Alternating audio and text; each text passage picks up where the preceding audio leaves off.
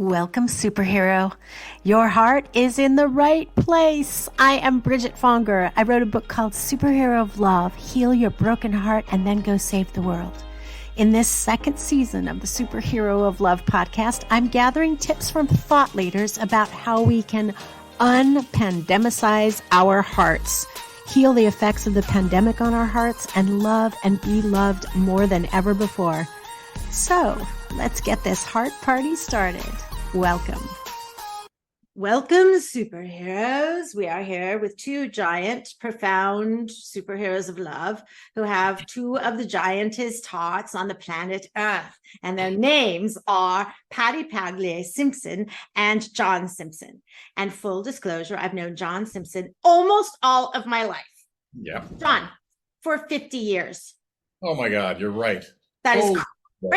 This is our 50th anniversary of knowing each other. Happy anniversary, John. Oh my. It's a semi-centennial we should be celebrating. We are celebrating. We're celebrating with the Way of Wonder, which is Patti and John's new book.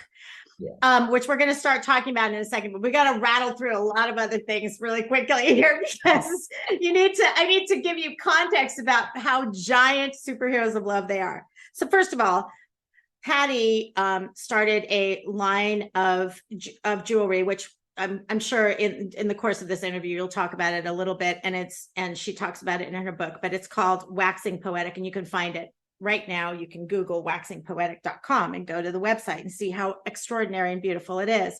So she is a creator, a true artist, as is John, a true artist. And I've always thought of John, because you've been a surfer and a poet, as far as I'm concerned, like the whole time that I've known you.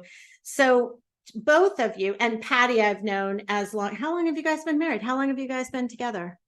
We've been together 20 years or more. Yeah, 21 years and married for 20 next year. Yeah.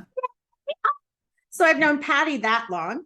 And Patti is a true artiste, but also both of them lead with their hearts and lead with love. And I've also witnessed them going through some struggling times, which are interwoven into the book. You get the experiences of how they continue to live with wonder in spite of these extraordinary, difficult circumstances going on in their lives. So, but I want everybody to know that you guys lead with your hearts in the most beautiful way. And as far as long as I've known both of you, that is absolutely the case. So it was when you said the title of the book, when you first said the title of the book, I was like, of course you're writing the book on wonder. There is no book on wonder. And you guys are writing the book on wonder. Again, The Way of Wonder. And it's coming out September 19th. Yes? Yeah. September 19th. So you guys can pre-order it now, The Way of Wonder. And it is exquisite. It is beautiful. I have to tell you, can I just tell you this little thing, which is that I started doing yoga again because I used to do yoga when I didn't need yoga, right, for my body. Now I have a new relationship with yoga, which is less wonder and more. No, I'm kidding. It is full of wonder, but I have to do it every day now, right? So, and I'm falling in love with it in a new way, right? You know what I'm saying? And your book felt to me like it's the experience of reading your book. I felt like was going through yoga poses, like going through this exquisite, just like extended yoga class where every chapter was like a different pose. You know how you stretch your body and you stretch your soul and you stretch your heart and you stretch everything when you're in a yoga, right? And it felt like your book did that for me. And by the end, I felt like stronger and more relaxed and inspired. And anyway, I just wanted to tell you that it's just such a nurturing book. So I wanted to give you that, and I'm going to stop talking so soon. But I want to hear from you both. Tell us your process of coming to this book, and also you had something very unique that most humans on the planet Earth do not have. Someone came to you and said, will you write a book on wonder? So can you tell us about that and then the process of starting on the book journey? Sure.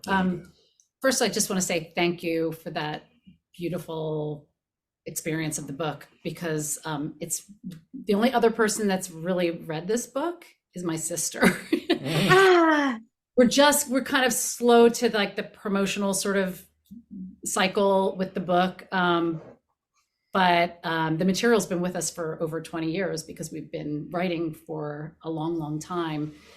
And we've been doing it together, which is something kind of interesting that I guess we'll talk about at some point. But how it happened is, and it's so interesting. It's sort of, like things happen in the time that they happen. And the Way of Wonder, we've been like sort of purveyors of wonder at Waxing Poetic for 21, 22 years. And we always put poetry, and me, John, my sister, our poets, we've had lots of creatives that have contributed to the brand, but there was always this sort of like, no, this is about something more than the thing. It's all the meaning and connection, and connecting to something greater. And it's in many ways, I think I wanted to write and fell into doing Waxing Poetic as my main form of expression. And I put my energy and my love and my exploration to the subject of wonder over the years through Waxing Poetic. And so there was a lot of material that we've had in the brand, vis-a-vis blog posts, catalogs, beautiful catalogs that read like, book of poetry with poetry sprinkled throughout, strong themes, me sharing personal experiences and all those things. And turns out, after Bridget, you came and did an event with Jen Pasteloff at our shop, and you spoke about like, why, if you want to write, you got to be writing.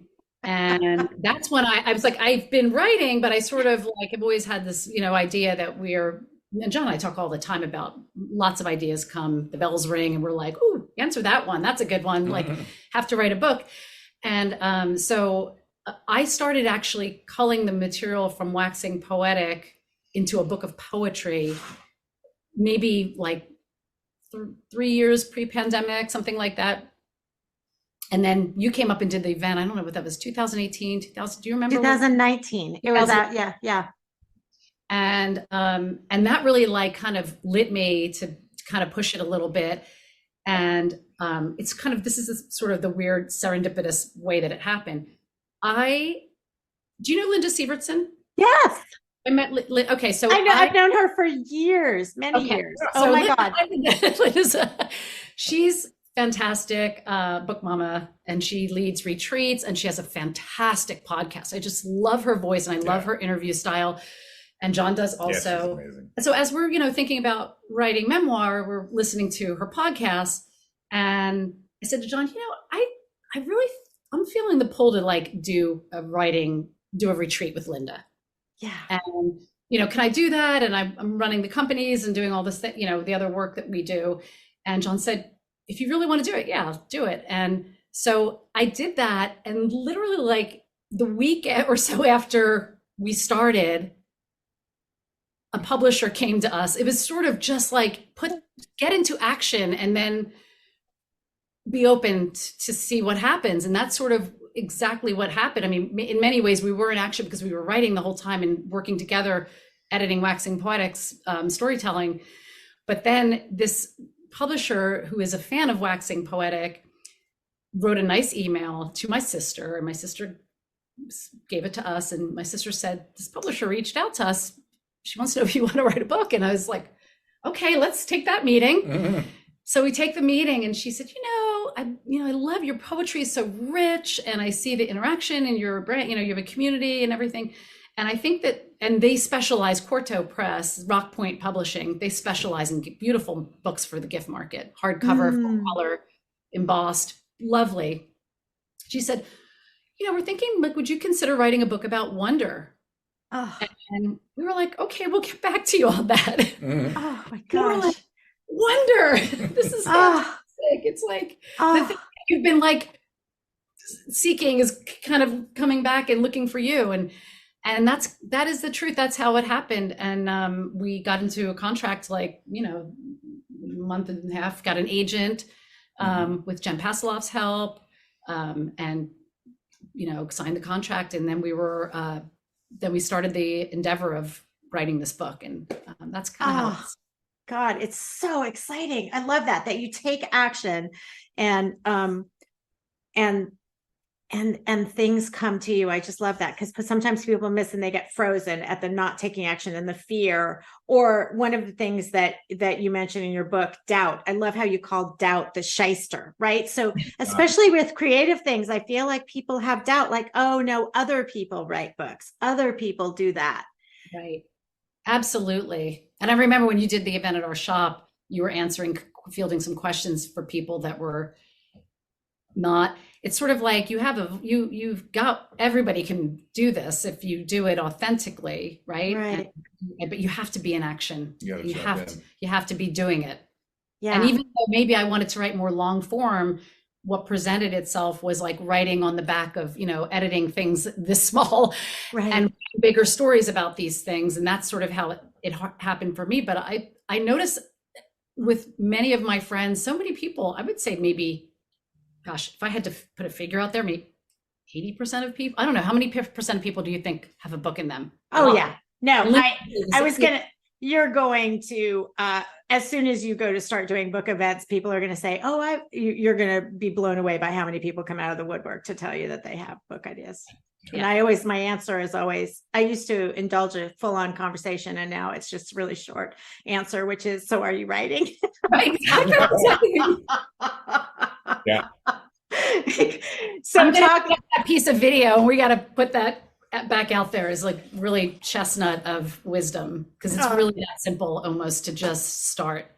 Oh, that's great. That's great. No, thank you. And so she's talking about an event that happened at their store at the Funk Zone in Santa Barbara, Shopkeepers. So if you're ever in Santa Barbara, go to the Funk Zone, go to Shopkeepers. Seriously. Also, so that's a place where they both express their creativity. And also when Jen, for those of you listening to the audio, when she said I was doing the writing in smaller form, she was referring to the necklace that she has on and the writing that's on the back of it. So there's poetry interlaced on the actual pieces too, which is extraordinary. Waxingpoetic.com for that. And then John has, I didn't mention this yet, it has a band, an extraordinary band, Doublewide Kings. I love it. For those of you watching the audio, he has his t-shirt on for Doublewide Kings. Yeah. Well, I got these. Otherwise, I'd, tell you could buy one of these too. So speaking of writing, so you get the book deal, and then how does it evolve that you guys end up writing this together? Because the book is in first person, which I was saying earlier, I really super appreciate that, because I feel like I'm nestled in with that person, right? But I definitely, knowing John too, I can feel him throughout. So tell us how you co-authored this. Yeah. Yeah, I'll take it. Well, first of all, on the first person thing, the first draft wasn't necessarily first person. There were just a couple of stories that I wrote in my own voice, and then it came back from the publisher and the editor like, it's a little jarring, your voice from Patti's, and you think, would you be open to? And then so that was the whole process of like figuring out how Patti can tell my stories in there, and it wasn't that part wasn't that easy, but we managed it. We managed to get the stories done, on quite a few rewrites. The the deeper kind of intermingling of our ideas and words and whatnot really came from first just talking, and that's what we do. We talk and tease out like, where's the let's like, and then you get ideas like, wow, gosh, it's kind of everywhere. It's it's like it's a cheap date everywhere. It's like it's there. It's not just cheap, it's free. It's exactly, it's free, right. And it's the best date you ever had, and it's always there for you. And it was just really fun and really exciting, actually, to have this assignment and to talk about it, and then to figure out, Patti kind of figured out, she was the guardrails and the taskmaster and the organizer, and pulling it all together and kind of figuring out the the structures and how the slots we needed to fill to kind of make it. We wanted it to kind of be, you could, hopefully people will start at the beginning because that gives you a backstory, and then in the end, just something like wherever you open it to, we wanted it to have an easy entry point so you could get nugget, and like you're saying, like nurturing, and open your mind and open your heart. And but the editing process we got into was really, we found there's no ego. I mean, there's ego over here obviously, but there's no ego in that process. Like Patti would hand me something and I could give it back to her quite altered, and she'd be like, oh, make it better. It's all about making it better. And so that was really refreshing. Yeah. And I will say, we just watched it. Have you seen that Joan Didion documentary? We just watched it, and there's a section kind of in the middle where she talks about how she and John Donne, they can't tell their voices from each other because they edit each other's work. Yes, I love that. Is that what you guys do? It's so inspiring. And it's so interesting because John definitely has a different voice, and we did make the decision for me to be the sole narrator, which we set up in the beginning of the book, which is primarily because most of the background writing from this came from Waxing Poetic, which is a lot of that storytelling. But the reason, when we went back to them, it was sort of like I was going to write the book, and then I said, I want to co-author this with John, because a couple of reasons. One, we were already co-authoring a memoir about this cross-country trip that I was telling you. That's why I went to Linda's retreat and ended up, this was like, we're happening first. Like, so we were sort of already writing together. And then the other thing is truly the way of, we talked about wonder. Okay, wonder, it's not like, oh, there's a shooting star wonder. Wonder is like, it's like more important than air. It's like, this is the thing that has held our family together. It's saved us. It's kept us on.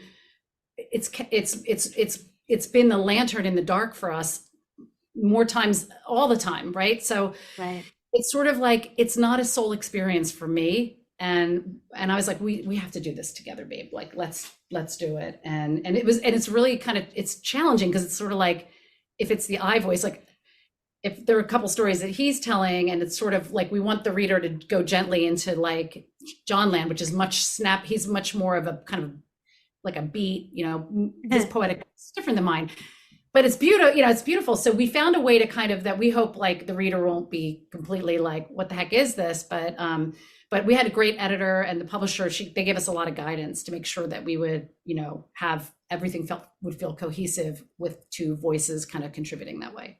Absolutely. And it totally does. And it's such a testament to your relationship. My God, just so beautiful that you, especially, I love John, hearing that it wasn't easy at little junctures, but you got through it. Like you make it work. It's really beautiful. Yeah. There are times when, Patti was, every kind of thought that comes into her mind, it seems sometimes is coming out of her mouth. And it was all about the book and writing. It's like when you're in a project, you know how this is. Sometimes it's like dinner party, and it's like, Patti, can you just turn it off just for like a couple hours? I was like, this is it. We've been talking about this relentlessly for 3 weeks. Can you just give it a rest? Oh my God. They definitely had those.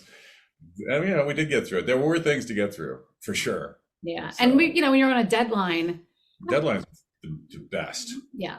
Because, we're thinking about the memoir, we could take like 10 more years and write that and just, right. Sell it. But when you sell a book, you've got that deadline looming, and you're just trying to make sure that you get in the chair and do the work and make it the best that it can be. Yeah. Yeah. That's beautiful.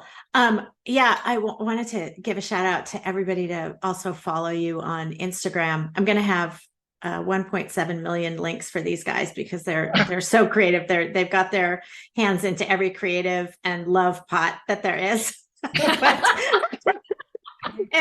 So I'll have a lot of links, but really follow them on Instagram, because you mentioned that you're writing the memoir about the cross-country trip. It was so amazing witnessing that, and also it,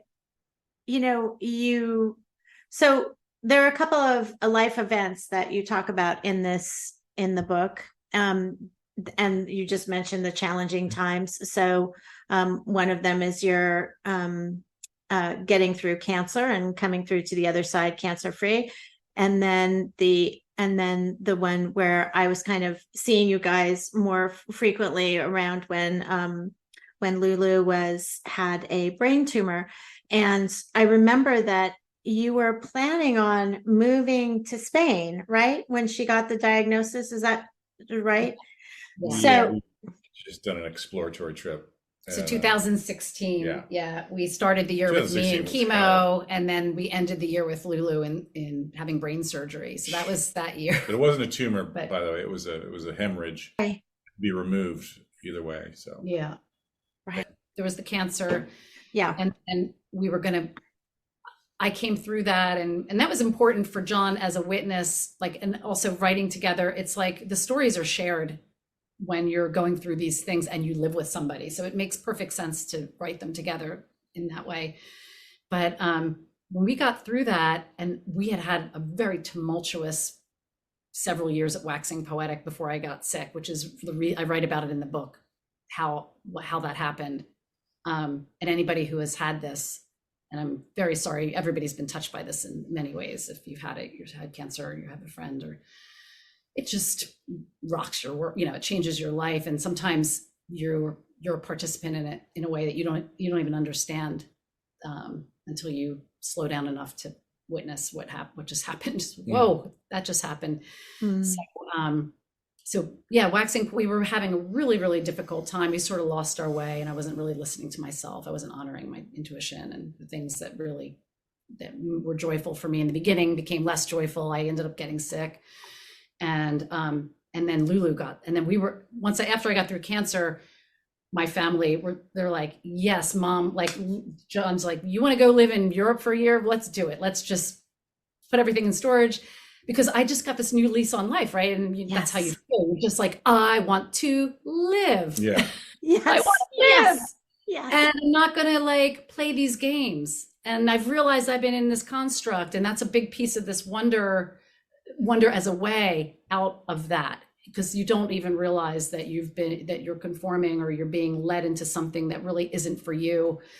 Wonder is a very pure, free way out of that mind trap. Yeah. Right. Yeah. And Anytime. And then just full circle on that. It's not really full circle, but my mother passed away in April. The whole entire time we were writing this book, she was in hospice. And then I write about an encounter with my mom that was really magical. And when I felt free, I felt like she was, she's still here, but I just felt that life force, and I felt the safety of light and wonder as a place to like rest in from the weariness of like sorrow and what I was going through. So those are the harder things that we call magical gateways in the book. We kind of break into 3 sections, and then exalted encounters is the second section, which are sort of like those pieces of your life that have sort of been just hanging out, waiting for you to stop and take notice. And that's like serendipity and intuition, like all the things, those magical sort of stop and take notice, kind of enriching wonder experiences. And then the last one is ongoing celebrations, which are how we carry it forward, and our connections with each other, and the celebration of life, and that you're the guest of honor in your own life. And you may forget that sometimes, but it's here for you. And I'm just like, we're so fired up to live, Right. Yeah.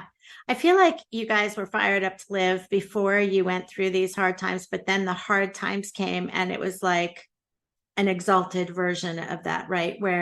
And it makes perfect sense that you'd be asked to write a book about it, because you are living the exalted version of it, and it's infectious. So everybody that reads the book it's going to open gateways for them to be wonderful. Okay. So when you're telling the story about your mother, which is so moving, one of the words, the seminal words in this story is, she says the word wonderful, and I'm not going to give it away what else she says there, but wonderful. And I was just like, when I saw that word, I was like, oh my God, wonderful. I mean, I don't know. I just I hadn't thought of it before. And I was, thank you for that. I hadn't thought of it until you said it, frankly. And the way she said it, you know, when somebody's in that, the veil's thin and you know, she's kind of floating between worlds. And when she said wonderful, the way she said it, it was like, it's like, oh, mommy, you know that this is, you know, the world needs this. Like you know, I'm writing this book. She maybe understood a little bit. And I just got chills. Like, oh God, Bridget, it was so all seat of the soul body experience that was Oh, a seminal moment of your life. And the book is like, it's the essays are only 600 words, so they're very, which is great because we kind of had to get to it. Like it's not, which is also nice because it's not going to demand a lot of time from the reader, and they can kind of just like, that story is like 2 pages, 600 words, and you really might come away with that if you're in a situation where you're trying to figure out how to say goodbye to somebody, or you know, you're witnessing them moving away, and piece of you is moving away with them. You have to kind of, it's just a little companion. I like that they're short. It's a little more difficult even to write that way, to kind of get to the essence without too much superfluous information. But it's like, but I'm very happy with, especially the pieces about the hard times, because it's in a strange way. It's more cathartic and easier to write about the hard times somehow, because you have to. It's like, and it's kind of a lot of glue that connects us all too. Right. And such gifts to hand to somebody, like, you know, that's a gift that somebody can receive. The thing that I said, so I'm just going to, full disclosure, we had some technical issues at the beginning, and we started the interview, and I don't remember if I said this the second time around, but this book, the experience of reading this book, the cadence of this book, which you just mentioned, the 600-word essays, right? So it's not just an essay, it's an essay and a poem, inspiration, little movement, you know, like a whole movement. It felt to me like I had gone through a really beautiful yoga class. And I think that's why that cadence, right, of the storytelling and then moving to another muscle, the poem, you know what I mean? There's something so it's a lovely cadence to the book. Thank you so much. I have to just comment on that. When they first asked us what the format was, and they said, this is not, you know, you're not writing like traditional creative nonfiction. Like, you know, we want it to be in sort of like, you know, this is kind of what works, this many chapters, and maybe we'll start it with, you know, a poem. And my initial reaction was no, like that's too easy, or it's too expected, and then I found it really comforting to have a format. Like, it's like, you know, it's like, you know, where the windows are going in your house if you're building a house. It was really, really comforting to have, because I was kind of searching for a different way to do it, and I came back to the editor gave, and I said, you are absolutely 100% right. This works so well. Thank you, and thank you for hanging in there with me. But it's hard when you're a creative. And the other thing about this that's for first-time authors, and this book is full color and has illustrations. We didn't have final say over anything. So for being a designer and a visual person, artist, I was sort of like, it was a big leap of faith. And I was like, I know we can write this book. I don't know what it's going to look like, but but let's just go with it. And we're really, they were so gracious, and we gave comments, and they let us contribute to the look and feel of the book. So we're really happy with how it turned out. Yeah, no, it's very you guys, the design. And I feel like, you know, I had a publisher that would not let me. I had a poem that started each of my chapters, and I had paintings for each chapter also, and illustrations throughout. And those all got ripped out of my book. And I'm still angry at the publisher, but I'm harboring the anger. I'm owning the anger that I'm harboring. No, honestly, I don't really harbor the anger. But what I want to say is that the reason I did that is, and is the same reason that this affected me so deeply, is that I heard it in the story, and then I heard it in the poem. And sometimes the poem hit me harder. You know what I mean? Do you know what I'm saying? Like, we all hear things differently visually. The words hit us in different ways sometimes. Anyway, so I very much appreciate it. Great. It's great to hear. And that's a beautiful thing about poetry too. It's like space for you to. Yeah, it's true. Connect the dots on your own. The first person to actually give us, besides the editor and the publisher, to really have delved into it and give us some more detailed feedback. Lizanne just gushed, of course, but it wasn't as detailed. Right. Well, I'm trying to inspire the listeners to pre-order it now. Thank you. That'd be great. Run off and pre-order it now.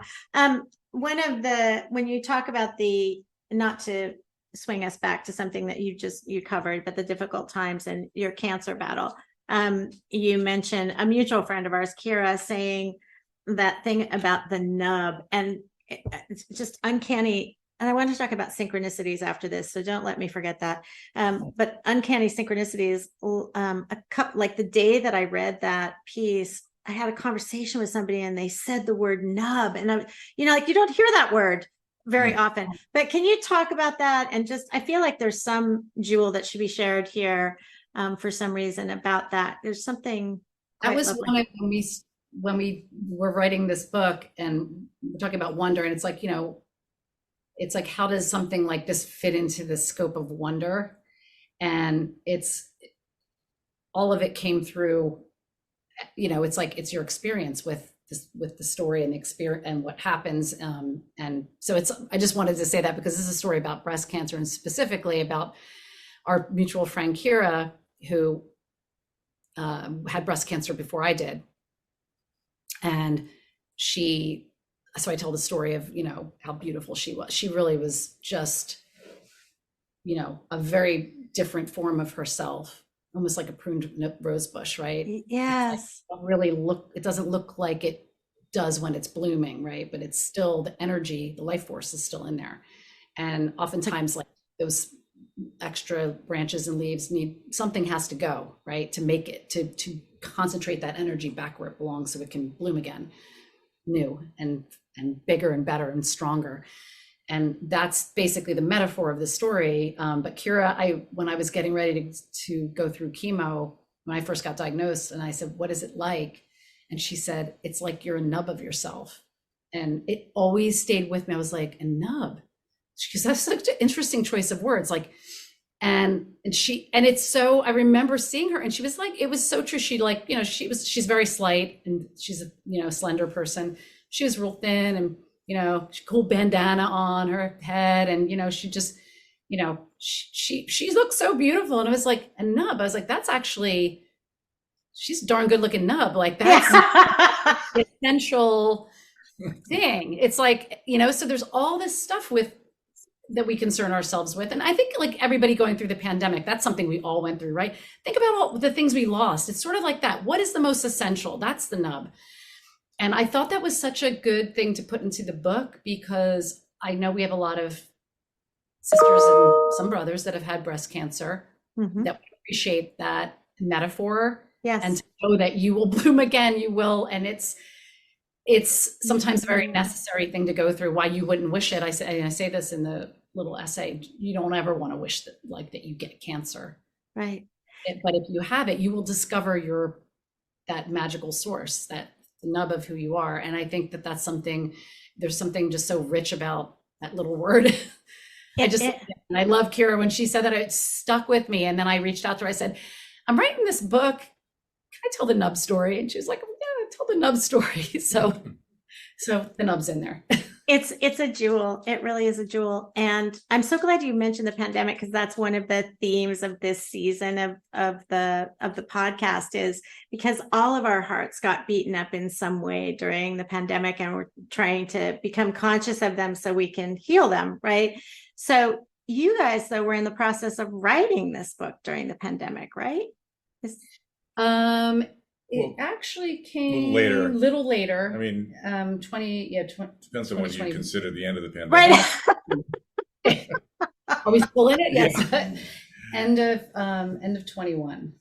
is when Yeah, I feel like that was still, it was things still got canceled last year, Yeah. even, you know, at the It's beginning like of whatever Yeah. that third wave, you Yeah. know, time. Right? Yeah, I think so. Yeah. How was the pandemic for you guys? And John, you perform music, so tell us how you got through it with magical wonder. Well, we went on this great adventure. I mean, of course, the business stresses were extraordinary. We had to shut down the shop, and then my life became applying for, loans with the government, which was a kind of a new thing. So that gave me something to do, something to focus For on. two different businesses. Our daughter was never allowed to do any, video gaming online. But suddenly it was like the only way she can be with her friends is as an avatar in these little, electronic games that everybody was being able to get together in, as like little mushroom people or whatever, bouncing around and doing things. And, that was just the way it was, then we went on our great adventure. We got our van again, and we just out on the road, going all the way across the country to see Patti's mom and her family. And so that was a great adventure.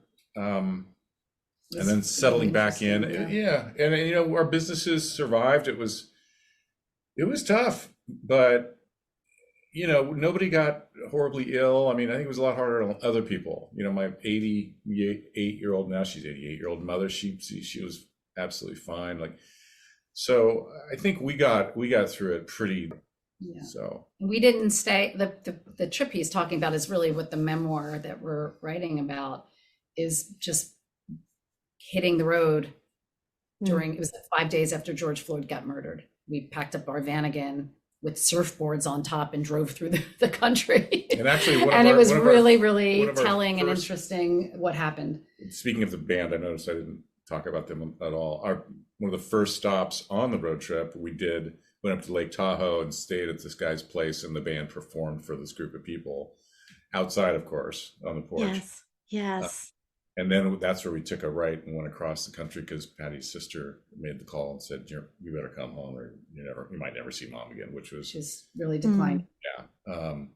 And we were going to go up in the north to the northwest and continue up, maybe even to Alaska, and then come back and then go across country. So that changed things.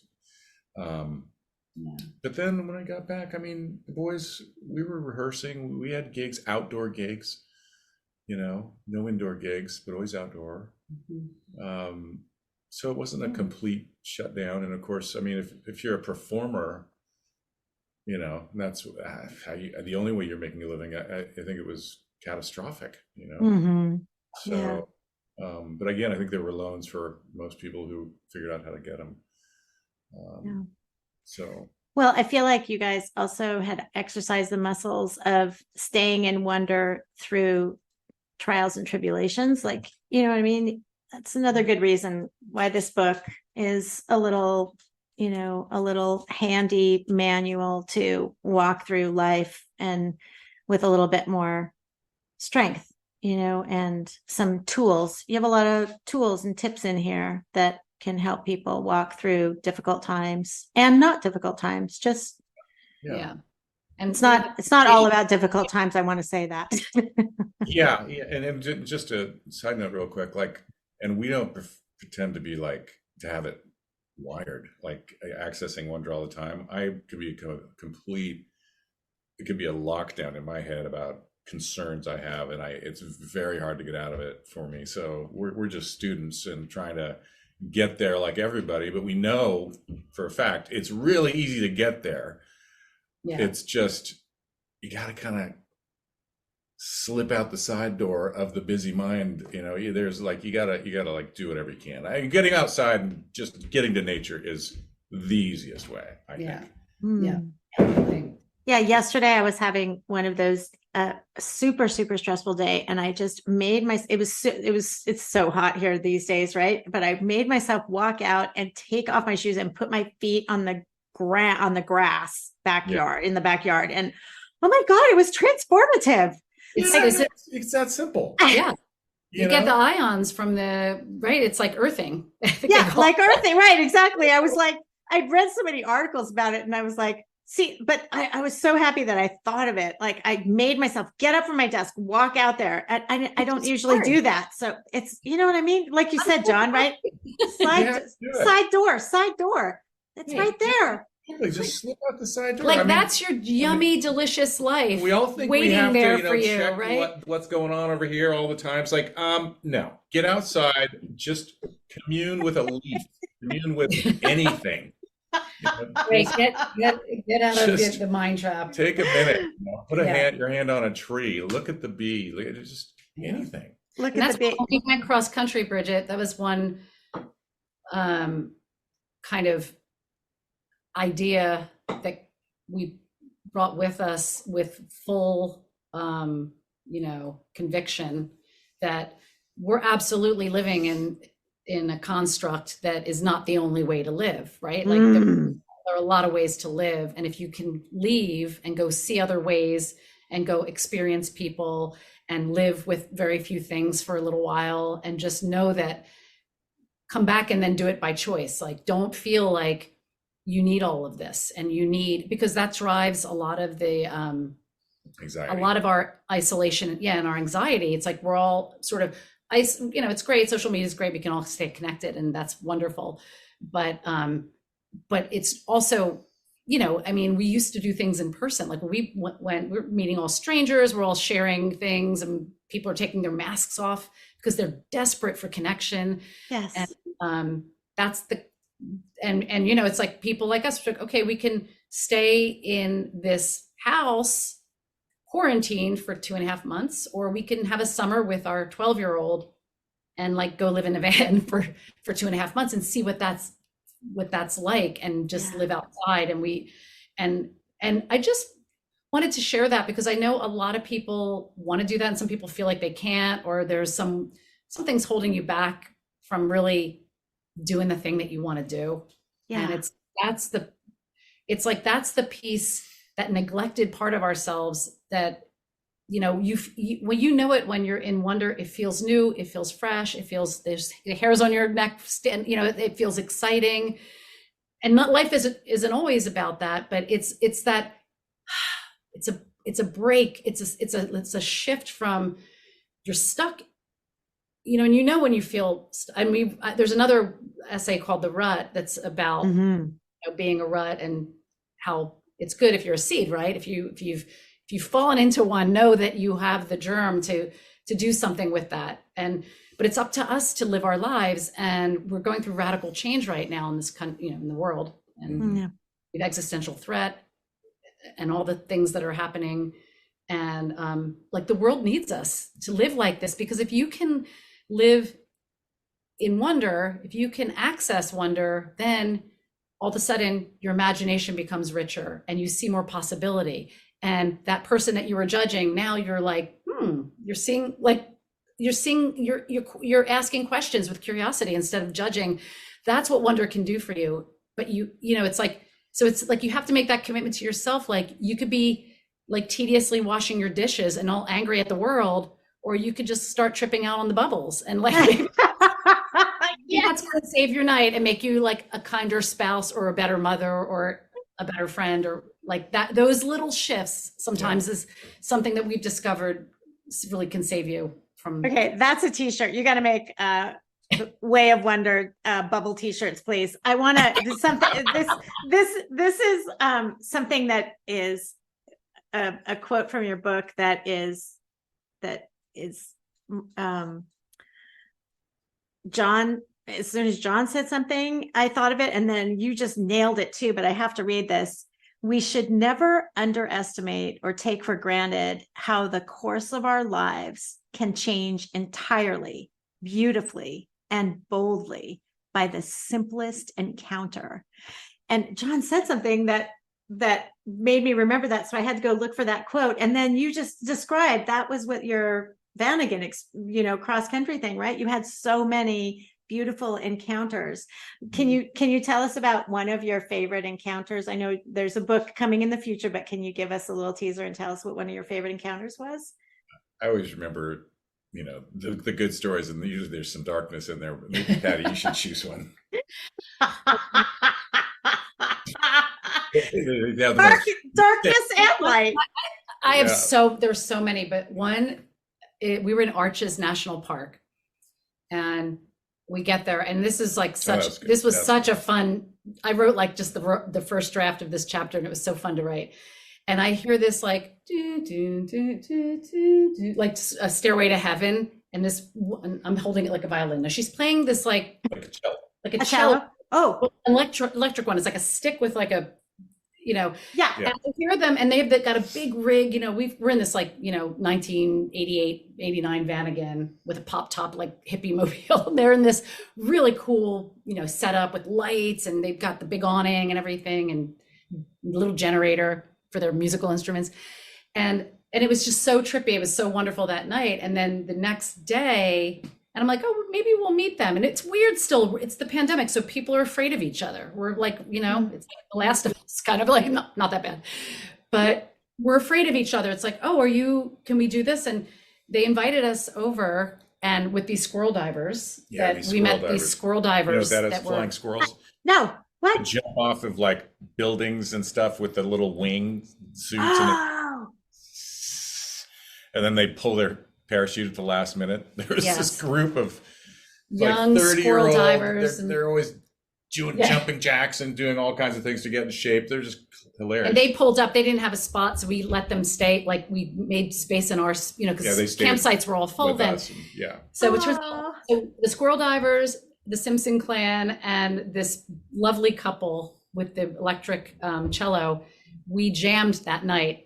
And they said, "Do you know Summertime?" That like summertime. Oh, I love And that John song. said, "What's the Well, it's tell the harp story?" I don't know. the only minor key harmonica I have is in the key for Summertime. It's an A minor harmonica. So I'm like, oh my God, I actually have the right harmonica for that. That he's never used. Yeah, and so I got to play wah, wah, wah, wah, wah, wah, wah, wah, wah, wah, on the harp, and she's doing the cello. And I've got the whole thing on video, and it's the most magical little soundbite for when we do write this story. I'm like, this is like the centerpiece musically, because it's just that It was moment. Summertime. It's such a sad, it's sad. It's the song is Poignant. like, that song. Yeah, And it's- yes, I love that song. I sing it all the time, actually. Yeah, and it's sort of like we were all mourning together what we were going through and all the upheaval, and It'd it be a was nice this song to beautiful actually moment. do like a pandemic twist on the lyric. That'd be kind of fun. Yeah. But one of What's the your story? great things about that stay was actually, I got the stand-up paddleboard out, launched into the Colorado River, right? And I found I could get out into the rapids, they're little rapids, and go downriver for, I don't know what it was, maybe half a mile, and then get out of the current and go towards shore and get an eddy that would take me back up. So I had this, like chairlift to get me, and it was just awesome. That's a first for me. That's so cool. It was. That is crazy cool. I didn't even know that existed in nature. I mean, I knew there were eddies, and I think I was probably looking at it for a while, going, "I'm pretty sure that's coming this way, and I know that's going that way." Otherwise, I would have I didn't realize it was actually flowing up, maybe, but it looked fairly mellow, so I could stroke hard and get back up. But it floated me back up, Oh, so that was pretty that- cool. that is magic. And wonder, like you had to open your mind to see that, right? Instead of seeing, oh no, I'm going to have to trudge back on foot or whatever. Like that's Right. beautiful. And How John's like a very and I had to learn this. He's like sort of like a journey guy. Like he's not really like, I have to do it this way. I have to end up here. He's just like, I need to go. He'll just go. And the experience is whatever it is. And he has like these angels around him always that are like, he'll come back with a great story always, because he's not really trying to force it into anything. And I think that's where the magic really shows itself, right? Like think about it, like Bridget, everything that's all those times where you're just, that I thing know. happened, or you fell in love and you can't explain it, or this, all this, you survived something that you didn't think you could survive. It's like, those are those little shifts. And you realize life is here for us to support us in so many ways that we don't even understand yet. Because Did you know, Yeah. we think we need to know, but what we should rest in is that we don't know, and that there's a lot of magic there. There's a lot of magic. And Right. And not knowing, which Not makes some people scared, but because you want to control everything. So yes. you got to drop the control freak thing, which I happen to also have. It's super fun. The control freak thing. I have the wonder thing too, but they fight each other in the middle of the night, I think. Yeah. But I wanted to get back to synchronicity too, because you just mentioned it too, like the things that magical things. You just brought us back to that. Did you guys read the Celestine prophecy back in the day in the 90s? It was about synchronicities and paying attention to synchronicities by James Redfield. Did you read it? Yeah. It was life-changing for me because I started paying attention to synchronicities. And a couple months ago, I posted something on Facebook and I said, I put like synchronicity in huge letters. Like I couldn't, like these mind-blowing synchronicities happening to me all day long. You know what I mean? Yeah. Right. But people, or somebody, excuse me, it wasn't people, it was person who said it wasn't a synchronicity. The chances of that happening are super high because X, Y, and Z. And I was like, what? Oh, it was like, It's like, thank you. You should write your doctorate on that. That's a very exciting conclusion.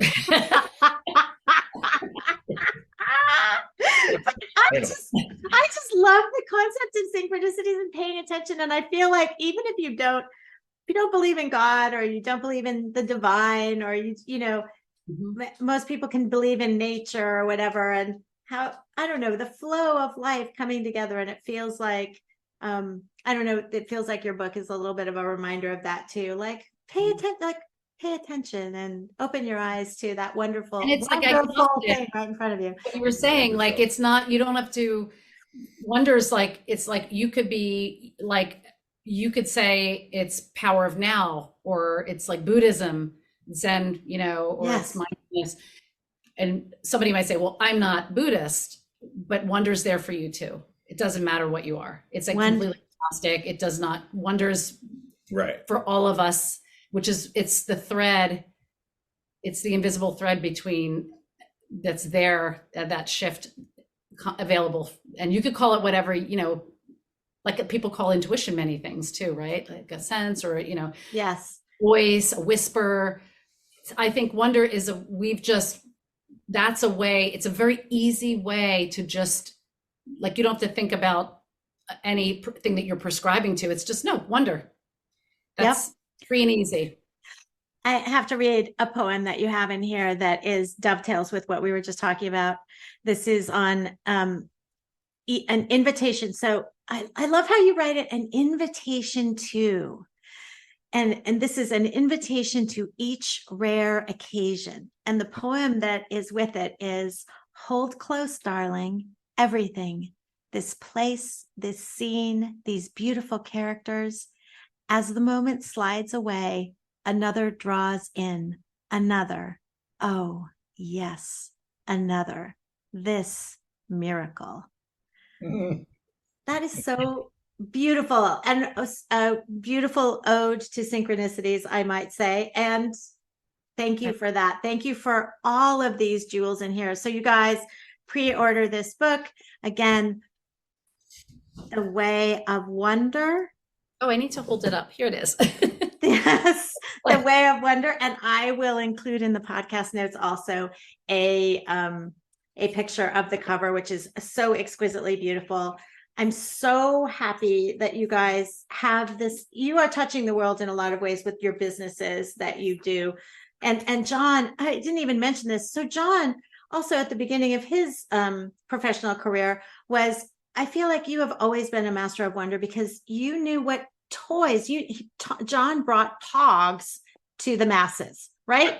Like you knew that kids would love that. Like, you know what I'm saying? To know what kids and trikes and what else? Wait, the other thing that you did, what was the other? Razor.